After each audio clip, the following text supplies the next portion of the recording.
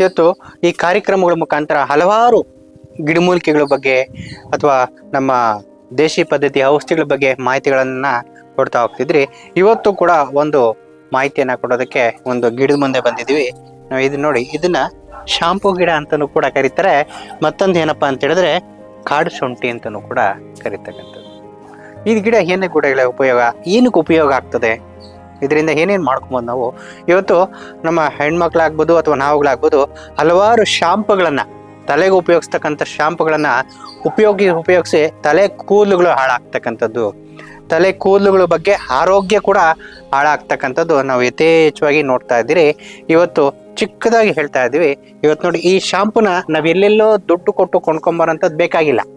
ಎಲ್ಲೆಲ್ಲೋ ಹೋಗ್ತಾನೆ ಇರ್ತೀವಿ ನಾವು, ಯಾವ್ಯಾವ ಕಂಪ್ನಿಗಳು ಶಾಂಪುಗಳು ಹಾಕಿ ತಲೆ ಕೂದಲು ತುಂಬ ಹಾಳಾಗ್ತಾ ಇರುತ್ತೆ.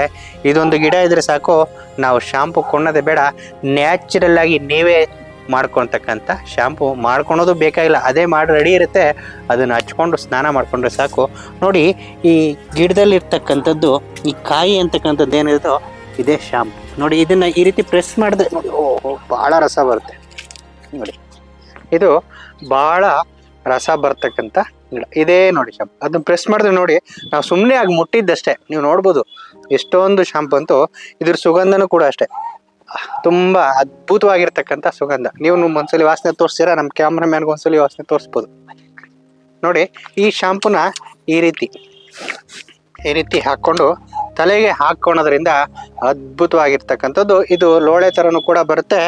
ನೋಡಿ, ಎಷ್ಟು ಒಂದು ಗಿಡದಲ್ಲಿ ನೀವು ಒಂದು ಗ್ಲಾಸ್ ಕೂಡ, ಒಂದು ಸಣ್ಣ ಗ್ಲಾಸ್ ಕೂಡ ಪಡ್ಕೊಬೋದು. ಇದು ಏನಪ್ಪಾ ಅಂತ ಹೇಳಿದ್ರೆ, ಇದರಿಂದ ಸಂಪೂರ್ಣವಾಗಿ ಕೂದಲಿನ ಆರೋಗ್ಯ ಕಾಪಾಡ್ಕೊಬೋದು. ಮತ್ತೆ ತಲೆಗಿರ್ತಕ್ಕಂಥ ಏನ್ ಗುರುಳೆ ಇದು, ಕೆಲವರೆಲ್ಲ ಕೇಳ್ತಾರೆ ಇದು ನೊರೆ ಬರೋದೇ ಇಲ್ಲ ಅಂತ. ನೊರೆ ಬರ್ದಿದ್ದ ಶಾಂಪುನೇ ಬಹಳ ಉತ್ತಮ. ನೀವು ತಲೆಗೆ ಸೀಗೆಕಾಯಿ ಹಾಕ್ತೀರ, ಅದು ಕೂಡ ನೊರೆ ಬರೋದಿಲ್ಲ, ಅದು ಕೂಡ ಆರೋಗ್ಯವಾಗಿರ್ತಕ್ಕಂಥದ್ದು. ಈ ಶಾಂಪು ಏನಪ್ಪಾ ಅಂತ ಹೇಳಿದ್ರೆ ನೊರೆ ಬರೋದಿಲ್ಲ, ತಲೆಯಲ್ಲಿರ್ತಕ್ಕಂಥ ಕೊಳೆನ ಮತ್ತೆ ತಲೆ ಒಟ್ಟನ್ನ ಸಂಪೂರ್ಣ ತೊಲಗಿಸ್ತಕ್ಕಂಥ ಕೆಲಸ ಇದು ಮಾಡುತ್ತೆ. ಇನ್ನೊಂದು ಏನಪ್ಪಾ ಅಂತ ಹೇಳಿದ್ರೆ, ಇದಕ್ಕೆ ಯಾವುದೇ ರೀತಿ ಒಂದು ಕೆಮಿಕಲ್ ಮಿಕ್ಸ್ ಮಾಡೋಗಿಲ್ಲ. ಯಾವುದೇ ರೀತಿ ಒಂದು ಕೆಮಿಕಲ್ ಮಿಕ್ಸ್ ಮಾಡೋದು ಬೇಡ, ಏನು ಬೇಡ. ಡೈರೆಕ್ಟಾಗಿ ಅದನ್ನ ಆ ಹೂವನ್ನ ಹಿಂಡಿದ ಕೂಡಲೇ ರಸ ಬರುತ್ತೆ, ಅದನ್ನ ತಲೆಗೆ ಹಾಕೊಳ್ಳಿ, ಸ್ನಾನ ಮಾಡ್ಕೊಳ್ಳಿ. ಆ ಸುಗಂಧನೇ ಅದ್ಭುತವಾಗಿರ್ತಕ್ಕಂಥ ಸುಗಂಧ ಕೂಡ ಬರ್ತಕ್ಕಂಥದ್ದು.